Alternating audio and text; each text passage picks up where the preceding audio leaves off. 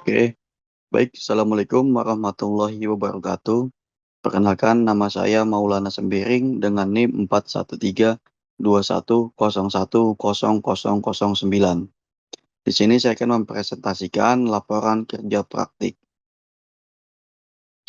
Untuk tujuan kerja praktik, yang pertama adalah menerapkan ilmu pengetahuan sehingga dapat menumbuhkan pengetahuan di dunia kerja.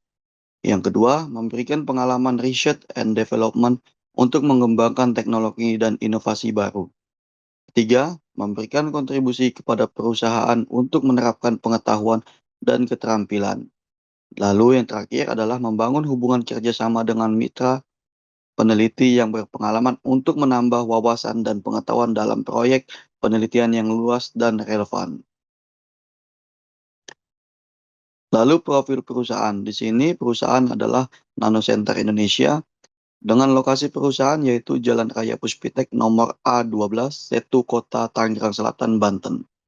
Tentang perusahaan, Nanocenter Indonesia merupakan lembaga penelitian dan pengembangan nanoteknologi swasta yang berfokus secara strategis pada sintesis nanomaterial dan aplikasinya. Terdiri dari 4 perusahaan unggul yaitu fisika dan kimia terapan, materi mutakhir, ilmu hayati, dan nanoteknologi terapan. Lalu lanjutnya, visi dan misi perusahaan.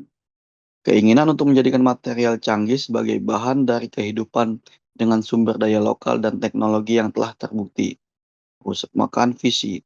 Lalu untuk misinya yang pertama adalah mengembangkan sumber daya manusia bidang penelitian dan relasi.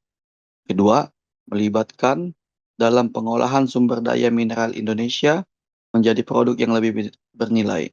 Ketiga, berpihak pada respon ekonomi dan mitigasi perubahan lingkungan. Dan yang keempat, melakukan uji coba di laboratorium dan skala pilot di setiap proyek sebelum membangun industri baru.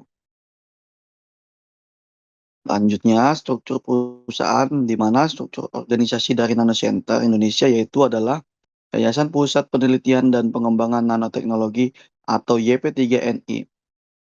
Dan yang pertama adalah Pak Alfian Novianto, PhD, yaitu adalah Managing Director Nanocenter Indonesia. Lalu ke bawahnya adalah Dr. Etik Mariati, lalu Dr. Aramel, kembali lagi Pak Alfian Novianto, lalu Profesor Dr. Nurul Taufik Rahman, MN, PhD. Untuk pembimbing selama kerja praktik di sini adalah Bagas Haki Aroshik, SSI. Lalu kegiatan kerja praktik, di mana yaitu adalah electrospinning. Electrospinning sendiri adalah alat yang merupakan metode sederhana dan efektif untuk produksi nanofiber polimer. Berfungsi sebagai serat berukuran nanometer atau nanofiber untuk berbagai keperluan. Untuk gambarnya bisa terlihat pada bagian kanan, yaitu electrospinning digunakan untuk filter, katalis, rekayasa jaringan, dan medis serta sensor. Pembuatan membran electrospinning, di mana yang pertama adalah pembuatan larutan membran, kedua penggunaan electrospinning, dan tiga adalah hasil.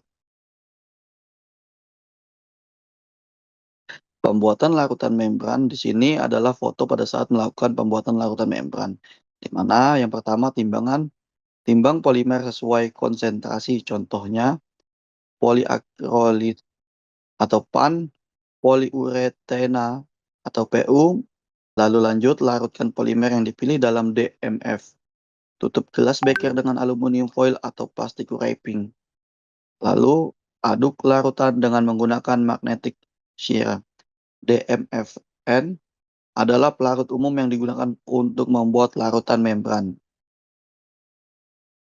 Selanjutnya penggunaan electrospinning, di mana larutan pada shearan dan letakkan pada mesin electrospinning, taruh kolektor sebagai media hasil membran, setting electrospinning, lalu atur tegangan tinggi pada sumber tegangan dan mengatur jarak sharing dengan kolektor. Terakhir, pastikan proses berlangsung stabil dengan pemantauan visual untuk menghindari terjadinya dripping. Bisa dilihat pada gambar adalah pada saat proses penggunaan electrospinning yang selalu diawasi. Lalu hasil membran. Terlihat pada gambar merupakan hasil dari membran yang dibuat menggunakan electrospinning, di mana hasil berupa lembaran membran atau lapisan polimer. Serat pada membran memiliki skala nanometer. Lalu ketiga, membran pada gambar di samping digunakan sebagai filter untuk mengubah air kotor menjadi air bersih dikarenakan memiliki skala nanometer yang mampu menyaring kotoran. Selanjutnya adalah perawatan electrospinning. Perawatan atau maintenance pada alat electrospinning sangat penting untuk memastikan bahwa alat tersebut berfungsi dengan optimal dan dapat menghasilkan serat nanofiber berkualitas tinggi secara konsisten.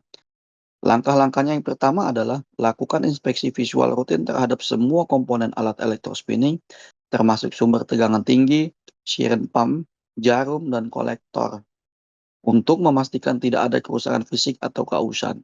Yang kedua, periksa kabel dan konektor listrik untuk memastikan tidak ada sambungan yang longgar atau kabel yang terkelupas. Tiga, bersihkan jarum atau needle setiap penggunaan untuk mencegah penumpukan polimer yang dapat menyumbat jarum. Lalu yang keempat adalah bersihkan bagian dalam siren untuk memastikan tidak ada residu larutan yang dapat mengering atau mengganggu aliran larutan pada penggunaan berikutnya. Terima kasih. Sekian presentasi laporan kerja praktik saya. Mohon maaf bila ada salah-salah kata ataupun salah pengucapan. Wassalamualaikum warahmatullahi wabarakatuh.